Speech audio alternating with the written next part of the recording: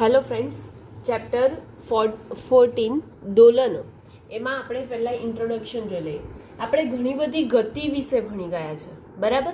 તો દોલન પણ એક ગતિનો જ પ્રકાર છે. આપણી આજુબાજુ ઘણી બધી ગતિ થાય છે, જેવી રીતે કે જ્યારે પહેલાં તો ગતિ એટલે શું, આ તમે વસ્તુ 6, 7, 8માં તમને આવી ગઈ છે કે ગતિ કેટલા પ્રકારની હોય, કેવી ગતિ હોય, કેવી રીતે પદાર્થ ક્યાંથી ક્યાં જાય તો ગતિ કહેવાય.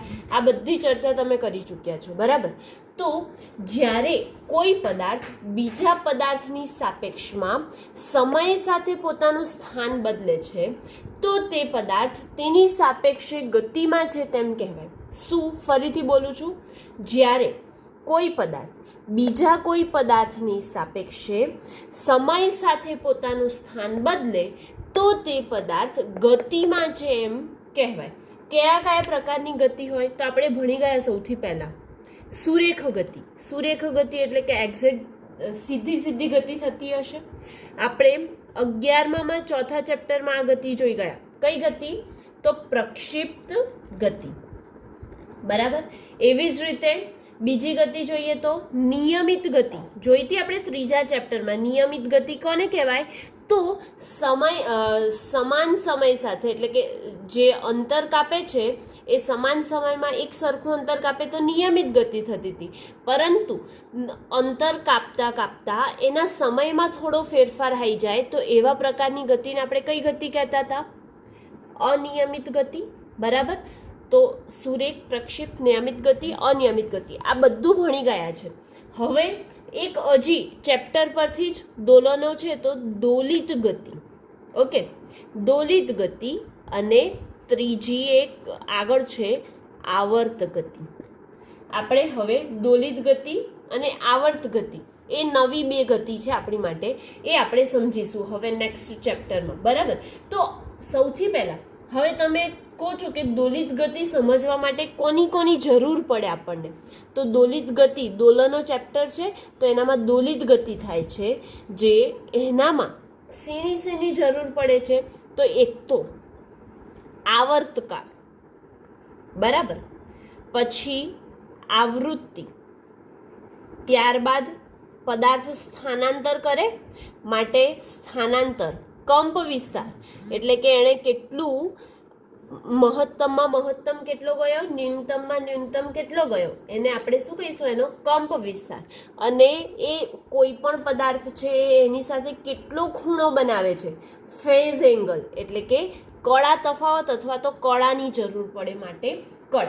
આ બધી રાશિ આપણે સમજવી પડશે, ત્યારે આપણે શું સમજી શકીશું? દોલિત ગતિ અને દોલનો કેવી રીતે થાય તે આપણે સમજીશું, બરાબર.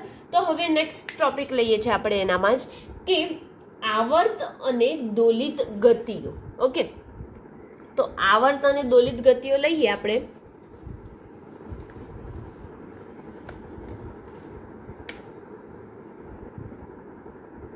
આવર્ત અને દોલિત ગતિઓ. તો હવે સૌથી પહેલા આપણે સમજી લઈએ આવર્ત ગતિ શું છે, બરાબર ને. તો આવર્ત ગતિ એટલે કે એની વ્યાખ્યા આ તમે છે આવર્ત ગતિ, સુરેખ ગતિ આ બધું તમે થોડી માહિતી આ વિશે તો તમે લઈને જ આવ્યા છો 6, 7, 8માં, બરાબર. તો જો કોઈ પદાર્થ કોઈ નિશ્ચિત પથ પર કોઈ નિશ્ચિત બિંદુને અનુલક્ષીને નિયત સમયગાળે પુનરાવર્તિત ગતિ કરતો હશે તો આવી ગતિને આવર્ત ગતિ કહેવાય છે. કેવી રીતે? જો કોઈ પદાર્થ નિશ્ચિત પથ પર નિશ્ચિત બિંદુને અનુલક્ષીને નિયત સમયગાળામાં પુનરાવર્તિત ગતિ કરતો હશે, પોતાની ગતિનું પુનરાવર્તન કરતો હશે તો આવી ગતિને આપણે આવર્ત ગતિ કહેવામાં આવે છે. આવર્ત ગતિના ઉદાહરણ જોઈ શકીએ આપણે. સોય સીવવાનો સંચો જે હોય છે તો એનામાં સોય જોઈ છે કેવી રીતે ઉપર નીચે થયા કરે છે, બરાબર. તો એ ગતિ કેવી કહેશો તમે? આવર્ત ગતિ. પછી હિંચકામાં કોઈ બાળક બેસે છે, બરાબર, હિંચકો હીચે છે તો એવી ગતિ પણ આવી જશે આનામાં જ. કઈ? આવર્ત ગતિમાં. તો સૌથી પહેલા આપણે આવર્ત ગતિની વ્યાખ્યા લખી લઈએ કે જો કોઈ પદાર્થ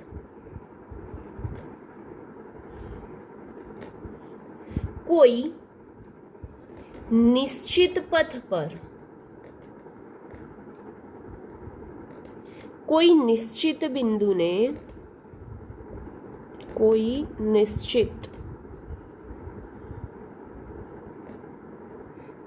બિંદુને અનુલક્ષી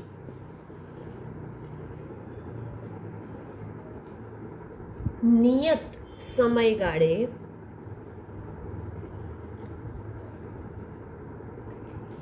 પોતાની ગતિનું શું કરે છે?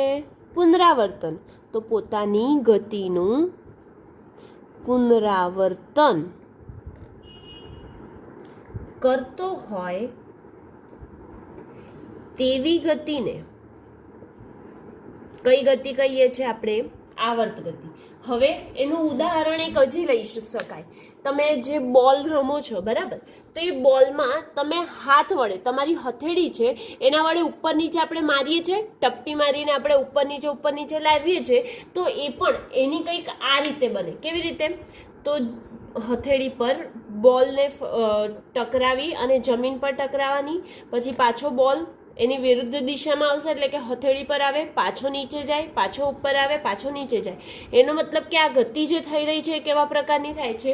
આવર્ત ગતિ. તો અહીંયા આપણે એક આકૃતિ દોરીને સમજીએ કે એક્સ વિરુદ્ધ એટલે કે સ્થાન વિરુદ્ધ સમયનો આલેખ દોરીએ છીએ, બરાબર. સ્થાન વિરુદ્ધ સમયનો આલેખ દોરીએ, એનામાં બોલ જે છે એ આપણે આપણા હાથમાં છે, ત્યાંથી એણે ટપ્પી ખાધી, પાછું એ શું જશે? ઉપર જશે. ઉપર જતા એને સમય વધારે લાગે કે નીચે આવતા વધારે લાગે? ઉપર જતા વધારે લાગશે, એટલે કે આ ઇન્ટરવલ વધારે હશે. પછી પાછો એ શું આવે છે? નીચે આવે છે. પછી પાછો ક્યાં જશે? ઉપર જાય છે. એટલે કે આ રીતે કંઈક ગતિ કરે છે. એવી જ રીતે આપણે બીજી આકૃતિ જોઈ લઈએ. તો બીજી આકૃતિમાં પણ જો કોઈ બાળક નવું પગથિયું ચડતા શીખ્યું હોય, બરાબર, તો ચડે પાછો પડી જાય, ચડે પાછો પડી જાય. કીડી હોય તો કીડીને ઉપર દિવાલ ચડવાની હોય તો ચડાતી ન હોય તો શું થાય? ચડે પાછી પડી જાય, ચડે પાછી પડી જાય. એટલે કે આ પ્રકારની જે ગતિ છે એને આપણે કેવી ગતિ કહેતા હોઈએ છીએ? આવર્ત ગતિ કહેતા હોઈએ છીએ, બરાબર. હવે એનું ઉદાહરણ જોઈ લઈએ. તો ઉદાહરણમાં વાત કરી લીધી આપણે કે કોઈ પણ બોલને હથેળી અને જમીન વચ્ચે વારંવાર ઉછાળી અને તે જ ઊંચાઈએ લાવવામાં આવે તો એનો આલેખ આપણે જોઈ લીધો. એ સિવાયનું ઉદાહરણ જોયું. શું? તો શિવાના સંચાની સોય અથવા તો રેલવે એન્જિન છે. આપણે આપણી ગાડી પણ જોઈએ તો ગાડીમાં જે પિસ્ટન હોય એ શું કરે? ઓઇલિંગ આમાં અંદર બહાર કરે છે, બરાબર. તો એ ગતિ છે અને કઈ ગતિ કહેશો તમે? આવર્ત ગતિ. એટલે કે આ ઉદાહરણ પણ લઈ શકે. તમે બાઇકનું એન્જિન પણ લખી શકો, રેલવે એન્જિનનું પિસ્ટન, બરાબર. આ બધી ગતિ છે એને આવર્ત ગતિ કહેવામાં આવે છે. અને જે ગતિ પોતે પોતાના નિયમિત અંતરાલોમાં પુનરાવર્તન કરતો હોય. નિયમિત અંતરાલ એટલે કે એક સરખું, અહીંયાથી અહીં ગયું તો એને સરખો સમય લાગ્યો, પછી અહીંથી બીજી જગ્યાએ જાય છે તો પણ સરખો સમય લાગે. એટલે કે નિયમિત અંતરાલ પર પુનરાવર્તન કરે છે તેવી ગતિને આવર્ત ગતિ કહે છે. અને આ પ્રકારની ગતિમાં પુનઃસ્થાપક બળ લાગતું નથી. કઈ ગતિમાં? આવર્ત ગતિમાં. આ ગતિમાં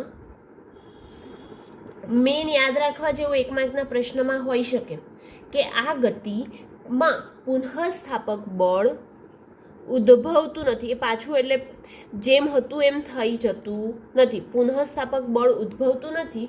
તેથી આવી ગતિ પર ચાલુ રાખવા માટે કોઈ બાહ્ય બળની જરૂર પડે છે. આપણે આપીએ છીએ પિસ્ટન, તો પિસ્ટન રેલવે એન્જિન છે અથવા તો બાઇકનું એન્જિન છે એ ઉપર નીચે થયા કરે છે. શેના કારણે? એને કરંટ મળે છે. કરંટથી એની પ્રોસેસ થઈને પિસ્ટન ઉપર નીચે થયા કરે છે. એટલે કે આમાં બાહ્ય બળની શું હોય છે? જરૂર હોય છે. હવે આગળ જોઈએ કઈ ગતિ બાકી રહી? દોલિત ગતિ બાકી રહી. તો હવે દોલિત ગતિ માટે જોઈ લઈએ. દોલિત ગતિ, બરાબર. તો હવે દોલિત ગતિની વ્યાખ્યા તમે શું આપી શકો કે જો કોઈ પદાર્થ નિયત બિંદુથી આસપાસ આગળ પાછળ અથવા ઉપર નીચે નિયત સમયમાં પુનરાવર્તિત ગતિ કરતો હોય તો આવી ગતિને દોલિત ગતિ કહે છે. નિયત સમયમાં પુનરાવર્તિત ગતિ એટલે કે તમે એના ઉપર ઉદાહરણ લઈ શકો. ધારો કે મારી પાસે સ્પ્રિંગ છે, સ્પ્રિંગ પર મેં એક બ્લોક, એક વજન લટકાવી દીધું છે, બરાબર. હવે એને હું ખેંચીને છોડી દઉં છું તો શું થશે? એ દોલિત ગતિ થયા કરશે. એટલે કે નિયત બિંદુ, કોઈ બિંદુને અનુલક્ષીને આગળ પાછળ અથવા તો ઉપર નીચે ગતિ કરે છે, આવી પુનરાવર્તિત ગતિને દોલિત ગતિ કહેવામાં આવે છે. હવે એનું ઉદાહરણ જોઈ લઈએ તો તમે જાણો છો, તમારા ઘરમાં કદાચ લોલકવાળી ઘડિયાળ હશે તો એ જે ગતિ છે કેવી ગતિ કહેવાશે? દોલિત ગતિ. લોલક કેવી રીતે જાય? આમ આગળ પાછળ ગતિ કર્યા કરશે, બરાબર. એટલે કે લોલકની ગતિ અથવા તો સ્પ્રિંગની ગતિ જે થાય છે ઉપર નીચે, એ ગતિ કઈ કહેવાશે? તો એ દોલિત ગતિમાં કહેવાશે, બરાબર. તમને એવું જ લાગે કે દોલિત ગતિ અને આવર્ત ગતિ સરખી છે, પણ એવું હોતું નથી. અને એક હજી બીજી વસ્તુ કે દોલિત ગતિ છે એ આવર્ત ગતિ હોઈ શકે, દોલિત ગતિ આવર્ત ગતિ હોઈ શકે, પરંતુ આવર્ત ગતિ દોલિત ગતિ નથી. ઓકે, હવે આપણે સૌથી પહેલા વ્યાખ્યા લખીએ. શું છે વ્યાખ્યા? તો જો કોઈ પદાર્થ, બંને વ્યાખ્યા ઉપર નીચે છે, ડિફરન્સ જોજો કે શું છે બંનેમાં. નિયત બિંદુથી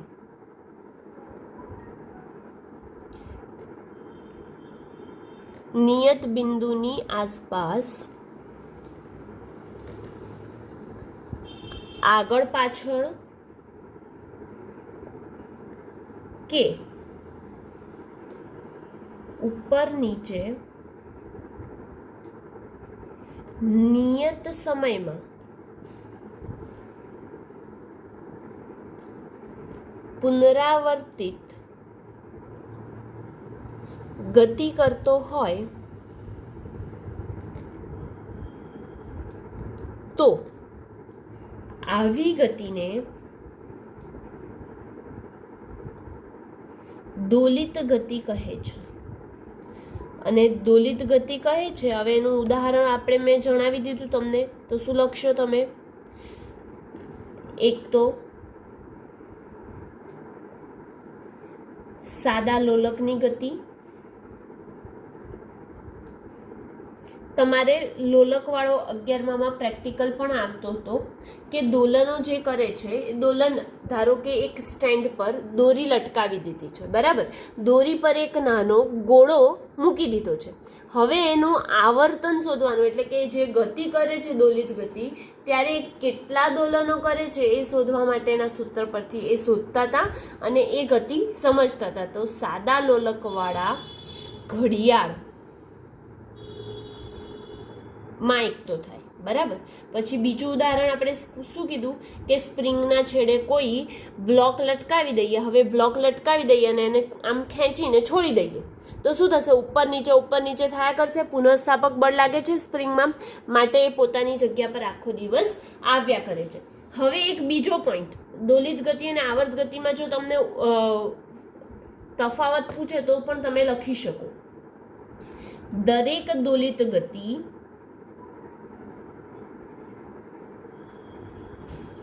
આવર્ત ગતિ છે, પરંતુ દરેક આવર્ત ગતિ દોલિત ગતિ નથી. ઓકે, પછી અહીંયા આપણે શું લખ્યું હતું કે આ ગતિ પુનઃસ્થાપક બળ ઉદ્ભવતું નથી. આમાં પુનઃસ્થાપક બળ ઉદ્ભવશે કે નહીં ઉદ્ભવે? ઉદ્ભવશે, કેમ કે આપણે સ્પ્રિંગનું ઉદાહરણ જોઈ લઈએ તો સ્પ્રિંગમાં પુનઃસ્થાપક બળ ઉદ્ભવે છે, બરાબર. તો આ ગતિમાં પુનઃસ્થાપક બળ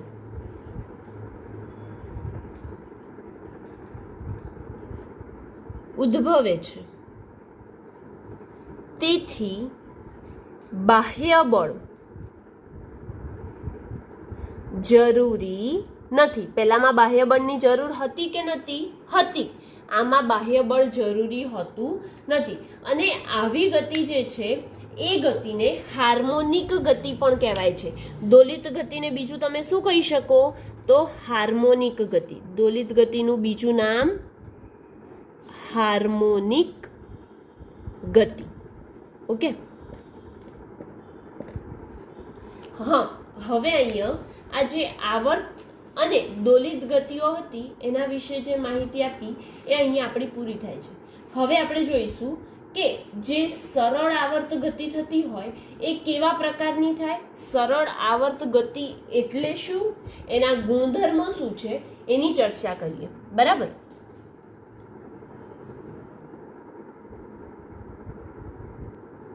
હવે મિત્રો જોઈએ આપણે સરળ આવર્ત ગતિ. તો સૌથી પહેલા એને કહેવાય શું, તો સિમ્પલ હાર્મોનિક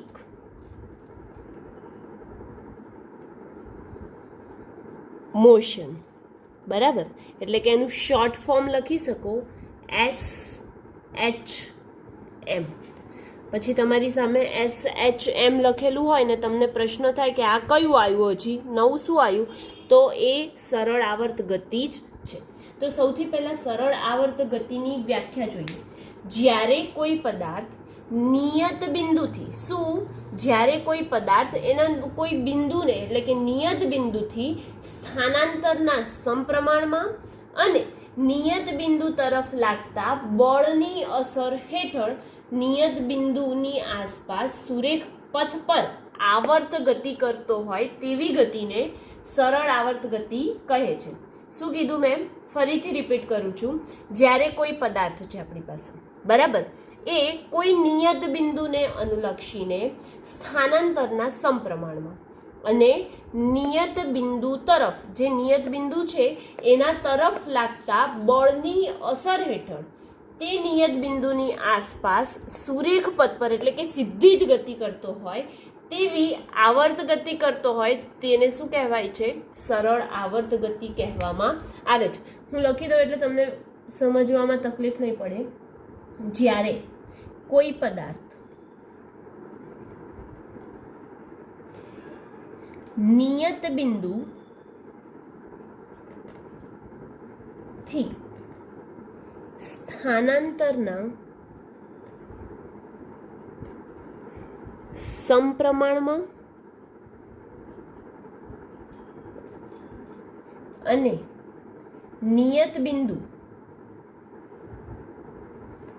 તરફ લાગતા બળની અસર હેઠળ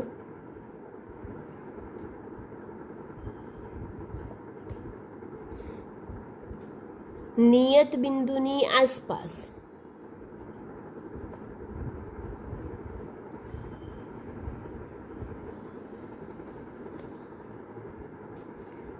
સુરેખ પથ પર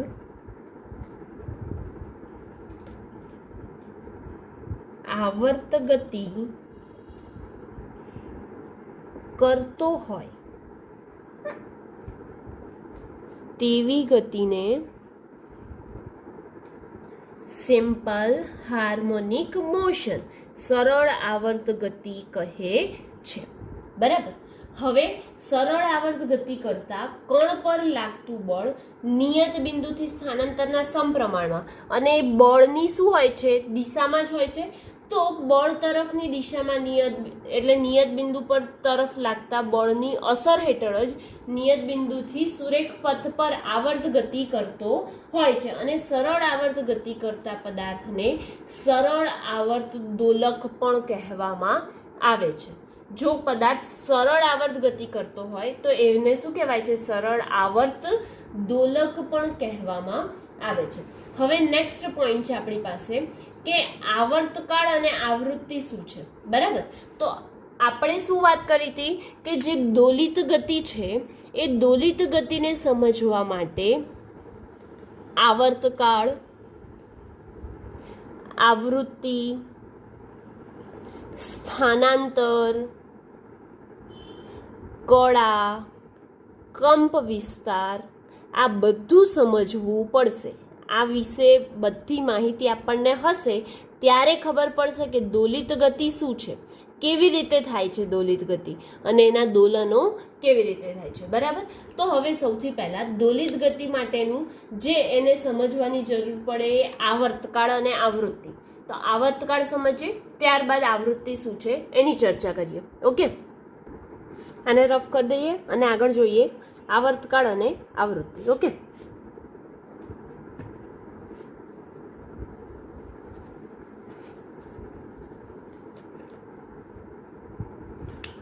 ઓકે.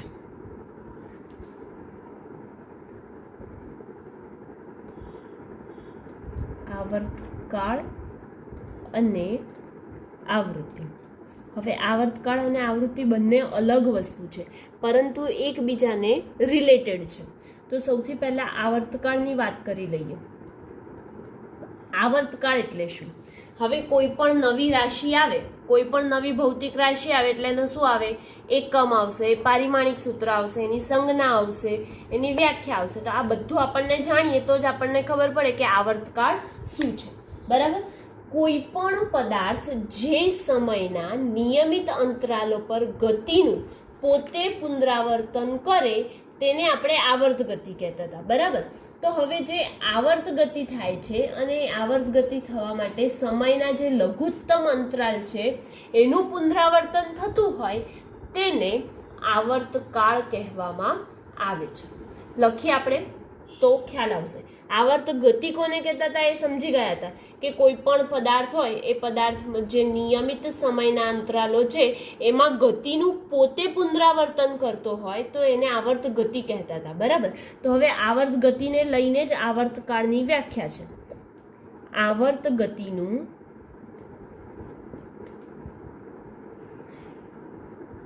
ગતિનું સમય ના જે લઘુત્તમ અંતરાલ પર પુનરાવર્તન થાય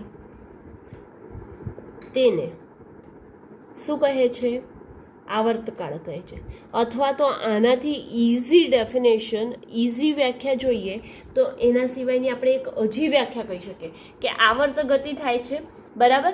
તો એનો સમયનો લઘુત્તમ અંતરાલ એટલે કે જે સમય લાગે છે એનો સૌથી નાનામાં નાનો જે પાર્ટ છે એનું પુનરાવર્તન વારે ઘડીએ થતું હોય એને આપણે આવર્તકાળ કહીએ છીએ. તો એક દોલન પૂર્ણ કરવા દોલકે લીધેલા સમયને તેનો આવર્તકાળ કહે છે. દોલક તમને ખબર છે ને, આ લોલક જે છે એ એક્ઝેક્ટ આ જગ્યાએ હશે વચ્ચે, બરાબર.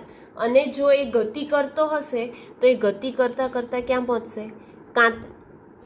કેટલે સુધી ગતિ કરશે? તો આપણે જેટલું એને બાહ્ય બળ આપ્યું એટલી એ ગતિ કરશે. તો કાં તો અહીંથી એટલે જ હશે, કાં તો એટલું ને એટલું અંતર આ બાજુ જશે. એટલે કે અહીંયાથી અહીં જવા અને અહીંથી અહીં જવા એને કોઈ ચોક્કસ સમય લાગ્યો, બરાબર.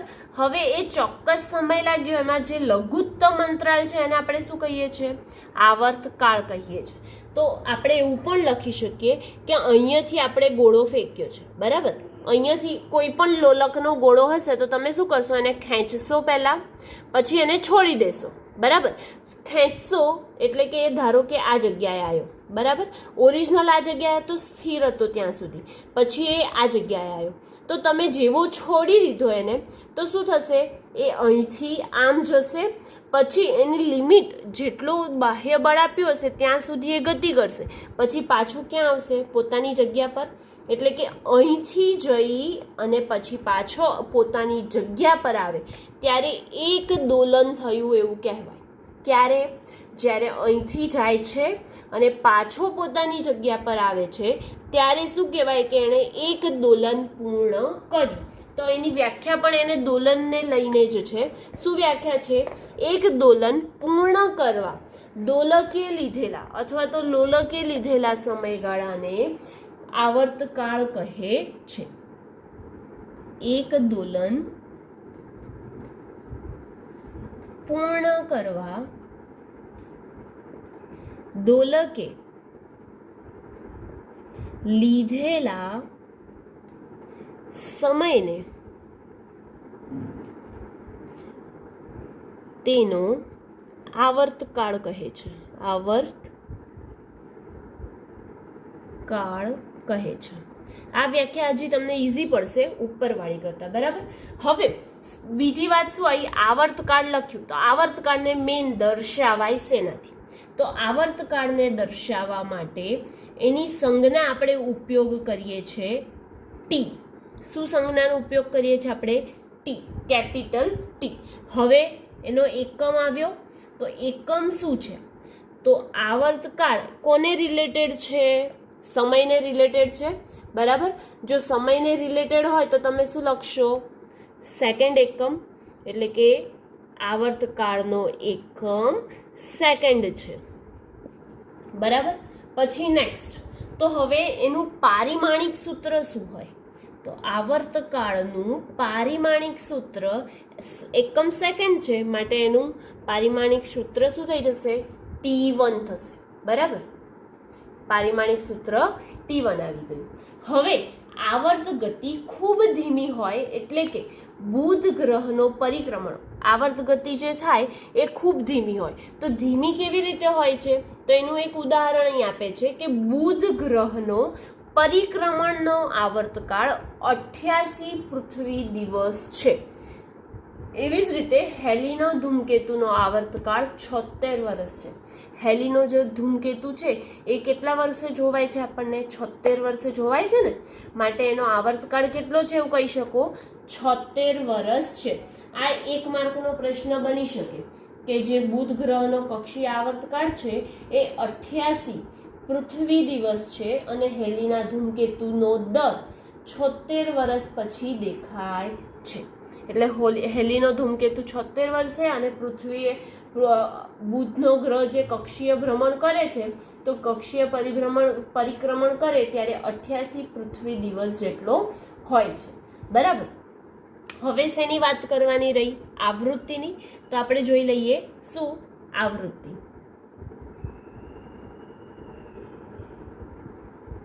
ઓકે. હવે આવૃત્તિ એટલે શું? તો આવૃત્તિને જોવા માટે પણ સૌથી પહેલા એની શું જોવી પડશે? તમારે વ્યાખ્યા. તો આવૃત્તિની વ્યાખ્યા એવી થાય કે એકમ સમયમાં થતા દોલનોની સંખ્યાને આવૃત્તિ કહે છે. આપણે શું કીધું હતું કે એક દોલન પૂર્ણ કરવા દોલકે લીધેલા સમયને આવર્તકાળ કહે છે. તો એકમ સમય એટલે કોણ આવી ગયો? આવર્તકાળ જ આવી ગયો. અને એકમ હોય તો એને ક્યાં લખવાનું હોય? છેદમાં લખવાનું હોય. આ વસ્તુ મેં સમજાવેલી છે. બરાબર. તો શું લખીશું? પહેલા વ્યાખ્યા લખીએ. એકમ સમયમાં દોલનોની સંખ્યાને આવૃત્તિ કહે છે. ઓકે. હવે આવૃત્તિ કહે છે એવું કીધું આપણે, તો આવૃત્તિને દર્શાવાય શેનાથી? તો આવૃત્તિને દર્શાવવા માટે એની સંજ્ઞા છે ન્યુ. આને શું વંચાશે? વી નથી વાંચવાનું, આને શું વાંચવાનું છે? ન્યુ વાંચવાનું છે. અથવા તો આવૃત્તિને દર્શાવાશે સ્મોલ એફ થી. બરાબર. હવે એનો એકમ અને પારિમાણિક સૂત્ર જોતા પહેલા આપણે આવૃત્તિનું સૂત્ર લખી કાઢીએ. તો એનું સૂત્ર શું છે? આવૃત્તિ ન્યુ બરાબર એકમ સમય. એકમ સમય એટલે ક્યાં આવે? છેદમાં આવે. ઉપર કશું લખેલું છે બીજું? ખાલી એકમ સમયમાં દોલનોની સંખ્યા. તો ધારો કે 1 દોલન થતું હોય તો 1/t. એવા 20 દોલન થતા હોય તો 20/t. તમને જેટલા દોલન થતા હોય એ પ્રમાણે તમને એમની આવૃત્તિ મળી જશે. બરાબર. તો આવૃત્તિની એકમ સમય એટલે 1/t બરાબર શું થઈ જશે? ન્યુ આવૃત્તિ. હવે એનો એકમ જોઈ લઈએ. તો આવૃત્તિનો એકમ સેકન્ડ ઇનવર્સ 1/t છે ને. 1/t એટલે 1/, શું લખશો તમે? સેકન્ડ. 1/2 એટલે કે 1 ઘાત ઉપર જાય તો -1 થઈ જાય. Second inverse. અથવા તો આ જે આવૃત્તિ છે એ કોણે શોધી આપી હતી? તો હર્ટ્ઝ નામના વૈજ્ઞાનિકે શોધી આપી હતી એમના રેડિયો તરંગોના સંશોધન કરીને. માટે એનો એકમ આપણે હર્ટ્ઝ પણ લખી શકીએ છીએ. H capital Z small, hertz. બરાબર. હવે એનું પારિમાણિક સૂત્રની વારી આવી. તો પારિમાણિક સૂત્ર શું લખશો? એકના છેદમાં ટી, ટી નીચે છે માટે સેકન્ડ નીચે આવ્યું, એકના છેદમાં સેકન્ડ, તો પારિમાણિક સૂત્ર m0 L0 t-1, બરાબર. આનું શું હતું, m0 L0 t1 છે, આનું m0 L0 t-1. In short તમે શોર્ટમાં લખી શકો કે આવર્તકાળના વ્યસ્તને આવૃત્તિ કહે છે, બરાબર. આવર્તકાળનો વ્યસ્ત કરી દે તો આપણને આવૃત્તિ મળી જાય. હવે આપણને જો વર્તુળાકાર ગતિ થતી હોય, બરાબર, તો વર્તુળાકાર ગતિ થતી હોય તો આપણે શું આવે, આપણે આગળ પણ જોઈ ગયા છે, જો વર્તુળાકાર ગતિ થતી હોય તો વેગમાન હોય તો કોણીય વેગમાન આવે, એવી જ રીતે વેગ હોય તો કોણીય વેગ આવે. એવી જ રીતે જો વર્તુળાકાર ગતિ થતી હોય તો આવૃત્તિમાં કઈ આવૃત્તિ આવશે, કોણીય આવૃત્તિ આવે, બરાબર. જો વર્તુળાકાર ગતિ થતી હોય ત્યારે શું આવે, કોણીય આવૃત્તિ. દોલકની આવૃત્તિને 2π વડે આખું સર્કલ પૂરું કરતા એને 2π જેટલો લાગે, 2π થઈ જાય ને, આખું સર્કલ પૂરું કરે એટલે 2π થઈ જાય, તો 2π જેટલું રાશિને કોણીય આવૃત્તિ કહેવામાં આવે છે. અને કોણીય આવૃત્તિને દર્શાવાય છે શેનાથી, ઓમેગાથી. કોણીય આવૃત્તિની વ્યાખ્યા હું ફરીથી બોલી જાઉં છું કે દોલકની આવૃત્તિને 2π વડે ગુણતા, જે દોલક છે એની આવૃત્તિને શેના વડે ગુણી દેવાની, 2π વડે ગુણી કાઢીએ તો આપણને કોણીય આવૃત્તિ મળે છે. દોલકની આવૃત્તિને 2π વડે ગુણવામાં આવે તો કોણીય આવૃત્તિ ઓમેગા મળે છે. ઓમેગાનો એકમ એટલે કોણીય આવૃત્તિનો એકમ રેડિયન પર સેકન્ડ છે. એક સર્કલ પૂરું કરતા રેડિયન લાગ્યો ને સમય, ખરે રેડિયન જેટલું સ્થાનાંતર કર્યું, 1 રેડિયન જેટલું, માટે રેડિયન પર સેકન્ડ છે. હવે એનું પારિમાણિક સૂત્ર તમે જોવા જશો તો એનું પારિમાણિક સૂત્ર આવૃત્તિ છે, માટે કોણીય આવૃત્તિનું સૂત્ર પણ t-1, જે આનું છે એ જ આનું આવશે. ઓકે, હવે આવર્તકાળ અને આવૃત્તિ જે છે એ અહીંયા કમ્પ્લીટ થાય છે. નેક્સ્ટમાં બીજા જે બાકી રહી ગયા દોલનોને લગતા એ બધા જોઈશું, અને સરળ આવર્ત ગતિ જે છે એને ડિટેલમાં સાઇન વિધેય, કોસાઇન વિધેય સાથે સમજીશું. ઓકે.